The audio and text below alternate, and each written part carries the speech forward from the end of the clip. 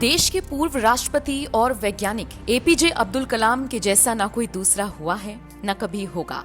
कहा जाता है आप राष्ट्रपति तो हो सकते हैं लेकिन कलाम नहीं। कलाम साहब साल 2002 से 2007 तक भारत के 11वें राष्ट्रपति रहे। कलाम साहब के सादे रहन सहन और आचरण के साथ साथ उच्च विचारों ने सभी का दिल जीता। तभी तो भले ही वो आज हमारे बीच ना हो लेकिन उन्हें जिंदगी भर याद किया जाएगा। आम आदमी हो या फिर अलग अलग राजनीतिक दल, हर कोई कलाम साहब का नाम बेहद सम्मान के साथ लेता है। मिसाइल मैन के नाम से मशहूर कलाम साहब ने ही आम जनता के लिए राष्ट्रपति भवन का द्वार खोला था। कलाम साहब यूं तो हर किसी के पसंदीदा थे, लेकिन एक शख्स ऐसे हैं जो उनके पसंदीदा थे। ये शख्स कोई और नहीं बल्कि मौजूदा प्रधानमंत्री नरेंद्र मोदी हैं। पीएम मोदी और कलाम साहब के बीच हमेशा से ही एक बेहद स्ट्रॉन्ग बॉन्डिंग रही। डॉक्टर कलाम हमेशा ही मोदी को अपना खास दोस्त बताया करते थे। इसका खुलासा कलाम साहब के पोते एपीजे एमजे शेख सलीम ने किया। दरअसल कलाम साहब की जयंती के मौके पर शेख सलीम ने कई सारे राज खोले, जिनमें से एक मोदी और डॉक्टर कलाम की दोस्ती का भी है। शेख सलीम ने कहा, एक बार डॉक्टर कलाम ने मुझसे कहा था मेरा एक बहुत अच्छा दोस्त गुजरात से आ रहा है। मुझे लगा शायद कोई होगा जो उनसे मिलने आ रहा है। कुछ वक्त बाद मैंने देखा घर के बाहर गाड़ियों का काफिला लग गया। उसमें से एक गाड़ी से गुजरात के तत्कालीन सीएम मोदी उतरे और पैदल चलकर हमारे घर तक आए।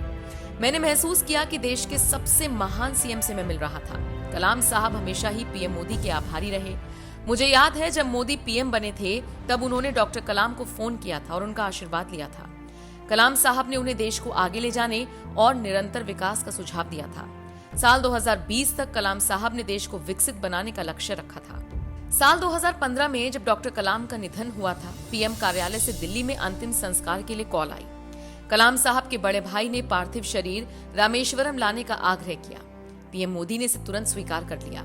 सारी व्यवस्था केंद्र और राज्य सरकार द्वारा कर दी गई। मोदी कलाम साहब के अंतिम दर्शन करने के लिए भी गए थे। पीएम मोदी और कलाम साहब के रिश्ते कितने मजबूत थे आप अंदाजा लगा सकते हैं। हाल ही में डॉक्टर कलाम की जयंती पर पीएम मोदी ने उन्हें श्रद्धांजलि अर्पित की थी और ट्वीट करते हुए लिखा था, एक वैज्ञानिक और एक राष्ट्रपति के रूप में उन्होंने देश में जो योगदान दिया उसकी बहुत प्रशंसा की जाती है। उन्होंने समाज के हर वर्ग के साथ तालमेल बिठाया। डॉक्टर कलाम की गिनती देश के अग्रणी वैज्ञानिकों में होती है। उन्होंने कई किताबें भी लिखी जो युवाओं के बीच बेहद लोकप्रिय हुई। पीएम मोदी और डॉक्टर कलाम के बीच की ये दोस्ती आपको कैसी लगी? कमेंट बॉक्स में अपनी राय हमें जरूर दें। वे राष्ट्रपति बने, मैं समझता हूं कि उससे पहले वे राष्ट्र रत्न थे। भारत सरकार ने तय किया है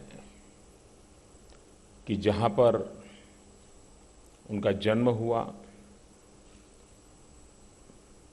और जहां पर उनकी अंत्येष्टि हुई,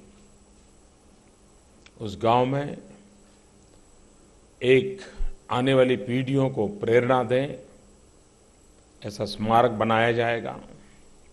सरकार ने ऑलरेडी वो जमीन एक्वायर कर ली है। लेकिन कलाम साहब हर पल एक बड़े जीवंत व्यक्तित्व नजर आता था। मुस्कुराते रहना, दौड़ते रहना, और दो प्रकार के लोग होते हैं। एक वो होते हैं जो अपॉर्चुनिटी खोजते हैं, एक वो होते हैं जो चैलेंज खोजते हैं। कलाम साहब चैलेंजेस की तलाश में रहते थे। कौन से नई चैलेंज है, उस चैलेंज को कैसे उठा लें। कलाम साहब की विशेषता देखिए कि राष्ट्रपति पद, इतना बड़ी ऊंचाई और निवृत्ति भी आदर्श और गौरव के साथ। दूसरे ही दिन जहाज पकड़ के चेन्नई जाना, चेन्नई में क्लासरूम में पढ़ाना शुरू करना, ये भीतर के कमिटमेंट के बिना संभव नहीं होता है। एक व्यक्ति ने अपने जीवन में इसको इनहेरेंट कर दिया होता है तब होता है।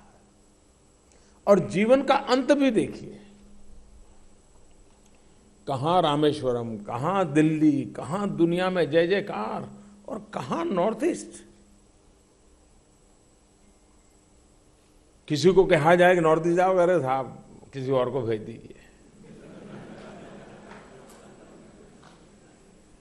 ऐसा करो अगली बार मैं जाऊंगा, इस बार जरा कोई और हो। वहां पर इस उम्र में जाना और स्टूडेंट के साथ अपने आखिरी पल बिताना, ये उनके भीतर का एक जो सातत्य था, एक कमिटमेंट था, उसको प्रतिबिंबित करता है। भारत शक्तिशाली हो, लेकिन सिर्फ शस्त्रों से शक्तिशाली हो, ये कलाम साहब की सोच नहीं थी। शस्त्रों का सामर्थ्य आवश्यक है और उसमें कोई कोताही नहीं बरतनी चाहिए, और उसमें उन्होंने जितना योगदान सकते दिया, लेकिन वो इस मान करके चलते थे कि देश सरहदों से नहीं, देश कोटि कोटि लोगों से पहचाना जाता है।